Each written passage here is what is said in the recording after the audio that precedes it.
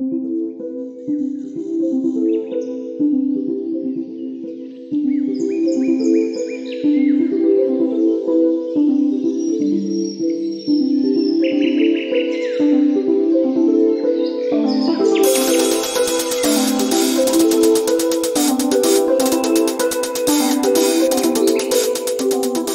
and welcome to the White Witch podcast with me, Carly. Hope you are all well, witches. I thought I would have a little conversation from the heart to get things started. I've had a little bit of a hesitation to record for a while. I love making the podcast.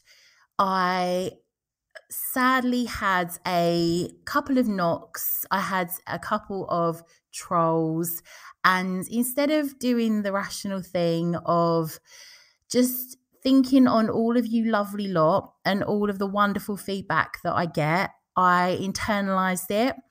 I let it get to me, and I started to find a fear for putting myself out there. And that spread to social media. So Instagram, I started to find it like, oh, trust me, this is like first world problems. And I know this sounds like really, it can sound a bit silly. But yes, I started to just hide away from doing a lot of stuff that involved the internet. So I wanted to explain first that I have realised that you must not let one or two people's opinions of you totally send you into the hermit cave and disappear. And if I have put myself out there, then I have to take the rough with the smooth. And I am also so grateful to all of you for all of your lovely words. I've been so fortunate, if I'm really honest, in the social media world, much more than others that I know. So I am going to let that just go under the bridge, those feelings for now, and realize that that is going to be something that comes along with it. And I'm going to be bolder and get back to who I used to be when I can't be that person that started this podcast out and, was in my bedroom and no one ever listened to it. But I am going to, kind of grow a pair and get on with it. So I just wanted to say I am back, and I've also had some thoughts on really what I want to do with this podcast. I felt like it wasn't that my heart wasn't in it, but I felt very nervous of putting stuff out. And then therefore I didn't feel like I got as weird and wonderful as I like to. I started to play it a little bit safe in my mind. So with that said, and my apologies for this long intro, I am going to go back to doing what I love with a podcast. I'm going to go back to how I started out with this. And yeah, that's my thoughts. So I'm here, and yes, I'm very excited to be doing this again. I love making the podcast, and I'm sad that I let a couple of things knock me off course. So without further ado, let's stop waffling. We have a witchy fiction book to review today. Our episode overall is going to be about shapeshifting. I'm so excited to get into this topic, and that, my friend, shows you again how I feel about the podcast and doing this way. Our witchy fiction book to review today, this was our book for December in Patreon. Our next book review will be non-fiction based on my current reads. Today's book is The Winter Witch. This is a particularly wonderful witch fiction book written by Paula Braxton, author of The Witch's Daughter. A book I previously reviewed on the podcast, The Witch's Daughter, I'm sure you remember. That's actually one of my all-time favourites. This book was fantastic. However, it still wasn't The Witch's Daughter level of being amazing. However, I definitely wholeheartedly recommend it. Set in the depths of Wales, we meet our main character, Morgana, who at the opening of the book is being married off to Kai, a local drover who is a widower, but he is expected to have a wife for his particular post. The opening of the book particularly stuck with me and gives you some good insight into the level of depth and descriptive abilities that the author has. Does the spider consider herself beautiful? When she gazes into a dewdrop, does her reflection please her? Her web is finer than the finest lace, her body a bobbin working her own whisper thread. It is the web people admire, its delicacy, its fragile strength. But the spider, poor creature, is thought of as ugly. She repulses some, sends others into fainting fits, and yet she is beautiful, or so it seems to me. So nimble, so deft, so perfectly fashioned for the life fate has chosen for her. Like this one here in my palm. See how she ponders her next step, testing the surface, this way and that, her tiny feet tickling my skin, the hairs on her body sweeping my hand as she moves. How can something so exactly suited to its surroundings, to its existence, not be deserving of our admiration? How can a form so elegant, so neat, so sleek, not be recognized as beautiful? Must everything be pretty to be adored? I just really love her style of writing. I felt this book deeply moving and intense. I adored the scenes where Morgana is honing her craft. They were particularly anxiety-inducing and magical. I found the scenes where Morgana and Kai head off droving fascinating. This, I learned, is where animals were taken across the land before we had huge, cattle trucks and so on in order to sell them at market. In the book, there are not only cows, but horses and sheep. And alongside that, some of the fellow drovers, like the wives of some of the drovers, are on foot, knitting as they go in order to have wares to sell at the market. The combination of the described sounds, smells, and behaviours of the animals whilst on this route is a lot to contend with. I felt as though I was there on the journey. So Morgana is the main character. I really grew to love her. She's bolshy, determined, wild. So much so her new husband begins to refer to her as his wild one. I loved her love of the land and animals. And the villain in this story is particularly vile. You find yourself getting angry on behalf of our main characters. The story also has the perfect amount of romance without it being too vomit-inducing. The cottage they live in sounds ever so twee. I fell in love with their housekeeper, Mrs. Jones. And one of the reviews on the cover of the book is sensitive, beautifully written. If the Bronte sisters had penned magical realism, this would have been the result. And I have to agree. Join me after the break to talk all about shapeshifting.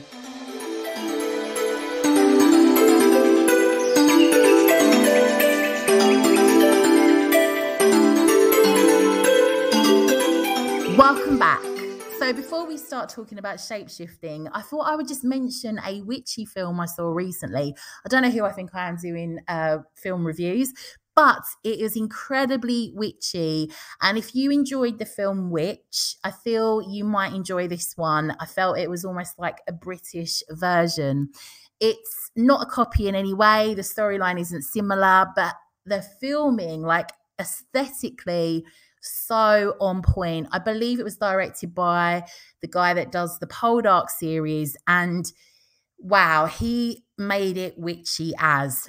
I can't figure out if I enjoyed it or not. Same as I felt about the film Witch. However, I've watched that film multiple times, so I must enjoy it. But it just was so dark, so bleak. It's quite a hard watch, but amazing. And the witchy scenes in it are just so good. I think it also links into the Winter Witch book that we reviewed today, just in regards to giving you an idea of life in the Welsh valleys, how hard it can be as well in that time, in that era, and also the relationship between the church and throwing around like accusations of witchcraft. So yes, I definitely would give that a go. Great little witchy film. Anyway, let's get into shapeshifting. From gods and goddesses to witches and sorcerers, to strange, dangerous, supernatural entities that haunt the wilds, Celtic mythology and folklore have an abundance of shapeshifters. The idea of the transformation of a human to animal or other form predates the Celts, and examples are found in the rock art of ancient people all around the world. In mythology, folklore, and speculative fiction, shapeshifting is the ability to physically transform oneself through an inherently superhuman ability, divine intervention, demonic manipulation, sorcery, spells, or having inherited the ability. The idea of shapeshifting is in the oldest forms of shamanism, as well as the oldest existent literature and epic poems, such as the Epic of Gilgamesh and the Iliad. The concept remains a common literary device in modern fantasy, children's literature, and popular culture. Shapeshifters are found within folklore from around the world. We hear of it either being controlled, where an individual can shapeshift at will, perhaps with the use of a spell or ritual, or we see the shapeshifting process as a curse or punishment upon someone. So, of course, in Irish mythology, the Morrigan was a shapeshifting war goddess who could transform into a woman of any age and also change into animal or bird form. She had the power of prophecy, and as a war goddess would sing her people to victory in battle. Sometimes she could be seen swooping over the battlefield in the form of a raven or crow and devouring the bodies of the slain. In the story of the Tain Bo Kalina, or the cattle raid of Cooley, the Morrigan appears as a crow to warn the bull named Don Kalina that Queen Maeve is plotting to abduct him. Queen Maeve attacks Ulster after the bull, but is resisted single-handedly by the hero Cuchulainn, fighting a series of duels with her champions at a ford.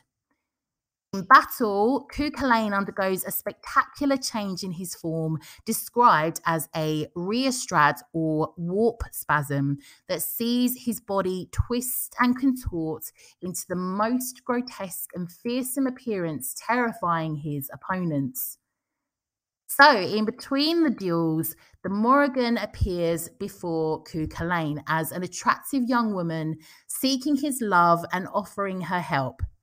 He rejects her, and I know we've talked about this story before, and of course, feeling slighted, she seeks revenge by aiding his opponents. First, she turns into an eel and trips him. Next, she turns into a wolf and causes a herd of cattle to stampede towards the ford. Lastly, transforming herself into a heifer, she leads the stampede. Despite the magical shapeshifting, she fails, and Cuchulainn manages to wound her on each of her transformations. Later, she transforms into an old woman, milking a cow bearing the 3 wounds. She offers him milk to drink, and he blesses her, healing her wounds, which he later regrets. In Welsh mythology, we see humans take the form of animals, birds, and even flowers and transformed into maidens. In the story of Math Fab Mafomwi, the 4th branch of the Mabinogi, the maiden Blodeuwedd was created by Math and Gwydion out of the flowers of broom, meadowsweet, and oak, and later transformed into an owl. Gwydion had earlier undergone a series of transformations, changing into a stag, sow, and wolf, even producing offspring as a punishment inflicted by Math.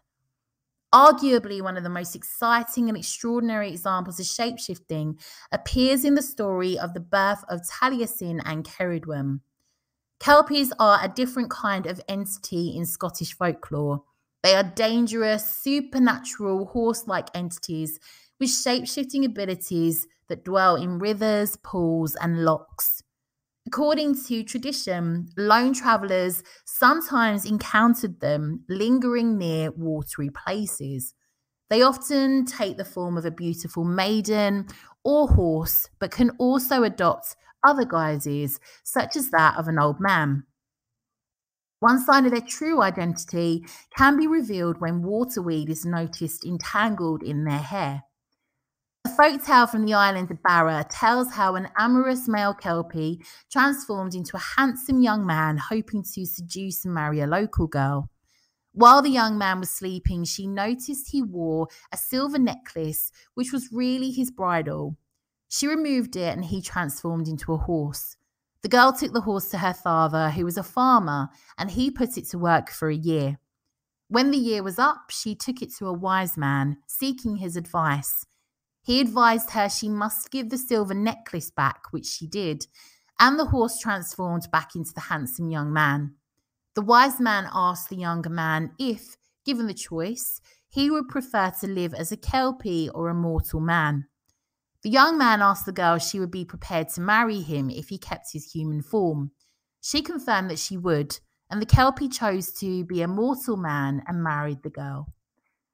Usually, shapeshifters are witches or shamans who are close to a certain animal, being that their familiar spirit. Thus, they can transform into this creature due to their close relationship that they've nurtured as a contract or a binding pact. It's like a I help you, you help me kind of situation. Many of the old witches were believed to be able to go back and forth, changing forms. Moreover, they could bless or curse others into transforming them to something else. For example, Circe, one of the most powerful witches ever recorded, transformed men into pigs. Since then, many witches were believed to be able to have completed such spells. Hence, our beloved fairy tales are full of witches in disguise. There are other witches who bless or curse people, turning back and forth into their forms. And with this in mind, I thought we could take a look at the hare. This is one of the most common forms that witches were always said to have been transformed into. Now, the hare has a deep-rooted association with the hedge witch and magic from the hedgerows, female deities, and the moon. This mystical supernatural creature has long been seen as a liminal creature that by the light of the moon straddles both our mundane world and the other world. Hares have long been revered as sacred and hold association with Celtic goddesses, transformation, rebirth, abundance, new beginnings, fertility, longevity, immortality, and of course, shapeshifting. Historically, to sight a moon-gazing hare foretold good fortune and abundance. The Celts worshipped the hare and wouldn't eat their meat or kill them throughout the year, except for at Beltane. Queen Boudica, however you pronounce it, was said to divine using the entrails of a hare as a form of augury to determine her uprising against the Romans, circa AD 61. When I knew we were going to be talking about shape-shifting, I knew I had to talk about the hare because it has so many links to shape-shifting and the craft overall. An old pagan custom was to kill a hare and bury it in the foundations of a new home. This practice continued into the Middle Ages and beyond, with the belief that the spirit of the animal would protect and guard the household against evil. The bodies of cats and also horse heads were more usually used for this tradition, and we see this in the film Gwen and also the Winter Witch book I've mentioned today. So the synchronicities are just wow. In Cornish folklore, a hare sighted along the harbour at sundown was thought to be the harbinger of imminent temperance or the spirit of a broken-hearted maiden determined to haunt her faithless lover. It had an overall omen of foreboding and trepidation. Hares are linked to female deities such as Artemis, Nerthus, Diana and Istra, and are often viewed as the messenger of these female deities. An old Welsh belief was that the hare had the ability to change sex every month. The hare was often considered the animal a witch would shapeshift into by the Christian church. By entering into the hare form at night, it is said that the witch could destroy crops, steal milk and dairy products, and overall cause all manner of mischief and malignant deeds. It's thought the hare shares similarities with humans due to their ability to stand on their hind legs. Although a silent creature, when in distress, they can make a somewhat human-like cry. Some believed the hare to be the witch's familiar rather than the witch in her shapeshifted form. The hare is a distinctly nocturnal and solitary creature, which can account for why they are often seen after dark basking in moonlit fields. A Fith, and if you're looking it up, it's spelt Fith space Fath. So a Fith gives you fee fi fo fum vibes, is an ancient Celtic term for a shape-shifting spell, a charm that was spoken as a simple protection prayer, but also for shamanic journeying purposes, to move within the other world and its varying levels, connecting with a shamanic guide or ally to experience transformation and to return with whatever they found whilst journeying. So men would often opt to transition into a bull, and obviously we saw this earlier in the Kalain story, or a horse, and women into the form of a hare or a cat. So a simple example of a Fith is, I sail go into a hare, with sorrow and sick mickle care, I sail go in the devil's name, and while I come home again. Then on returning to the mundane world, you would speak, hare, hare, God send thee care.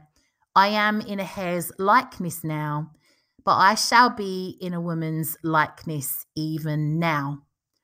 So Fiths were also used to create a magic cloud obscuring an individual from sight by naming those that they wish to hide themselves from their sight, or even draw power from them so that they can continue to be guarded and accomplish what they have set out to do.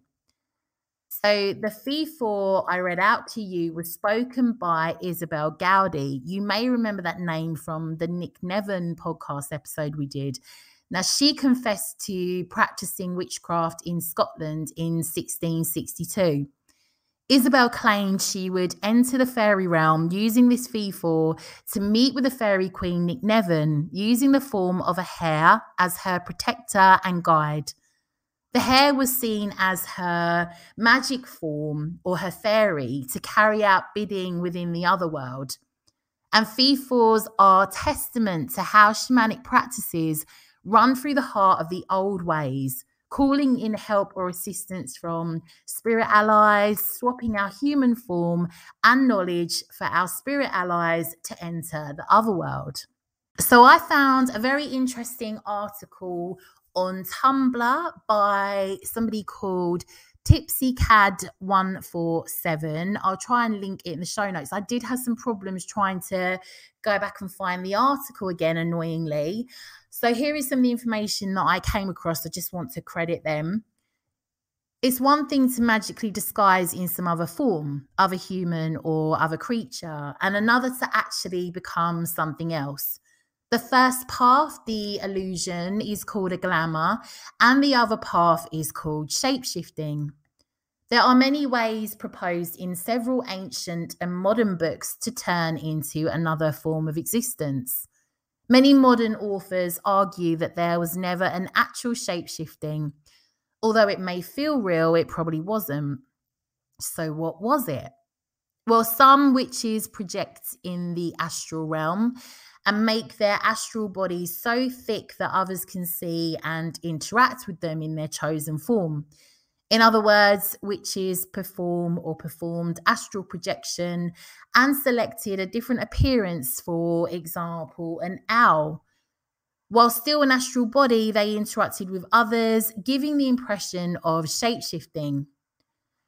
Others believe that shapeshifting can be done through a strong bond with our familiar animal or our totem animal, whichever it may be. We can turn into this animal and then back if our familiar animal or totem allows it. And this happens after a long, loving, and caring relationship with this spirit. So here is a spell for shape-shifting you might wish to try. There are said to be many spells for shape-shifting, but this is said to be a safe one that we can all have a go at should we wish. So the spell that I found had yucca leaves or Joshua tree leaves, as these trees are believed to aid witches and shamans. However, I would like to propose you might want to incorporate some yarrow into this spell. I'm just going with that because here in the UK, that just is a lot easier for me to come by. But I also associate it myself with the shaman and the other world. For this spell, I might simply take a purple candle and carve into the candle the animal I wish to shapeshift into within my journey. I might anoint my candle and roll it in some yarrow prior to burning it for my ritual. Yarrow's correlation with shapeshifting derives from one of its other coined names, wolf's tail. Visibly, the silhouette and feathering of the leaves gives it the resemblance of such, so the title is very appropriate. It will be easily presumed that the folk tales surrounding the nickname derive from its appearance, and thus it was used in warding off werewolves. This is a time when the idea of werewolves were less Hollywood and more of a traditional term for someone that could shift forms, not necessarily into a wolf, but into the shape of something else entirely. And those shapes were more often than not rather benign creatures such as birds or mice or the hare. The witch trials and spread of Christianity later morphed the concept of shapeshifting into a much more sinister one, therein obviously claiming the accused witches to turn into beasts such as wolves to spread fear. This is a form of mental shapeshifting that will help you to transform into the mental form you wish to take, whatever that may be. So shapeshifting meditation is a form of meditation in which you go to the mental scape in your mind and take on the form of something else, usually an animal or mythical creature. And in doing this, you can learn lessons about the form that you have taken and can experience things from that form's perspective. It will also help to connect you stronger with that form, allowing you to understand it and work with it. If you are able to meditate and get into an altered state of consciousness, you will be able to experience the shapeshifting meditation for yourself. So how to shapeshift meditate. So find a spot where you'll not be disturbed and sit, stand, or lay in a comfortable position in that spot. You might want to wear some loose clothing that will not be restrictive so that you can completely relax. If you would like, you might want to turn down the lights, put some music on to make yourself more comfortable. You might want to use some shamanic drumming for this. And you may want to light your candle that we prepared for this and say a few words over it. When you're ready, close your eyes and begin to breathe calmly and deeply, allowing your entire body to relax so that you can achieve an altered state of consciousness. Take time to relax all the muscles in your body and to focus inwards. Continue to do this until you are relaxed and have entered a very deep meditational state. Now, visualize in your mind's eye your body as detailed as you can. See your physical form that you presently possess in as much detail as you can. Look through your eyes and see how you see. Experience your form through your perception. Focus on all of yourself in your entirety and hold this image in your mind's eye for a while. Now that you are visualizing yourself, see that image changing into the form you want to take. See your features turn into their features slowly but surely, starting from one side of your body to the other. Slowly morphing your form into the other form.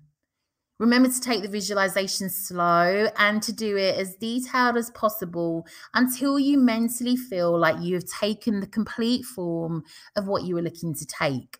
Look through their eyes and try to perceive your mental state in this form.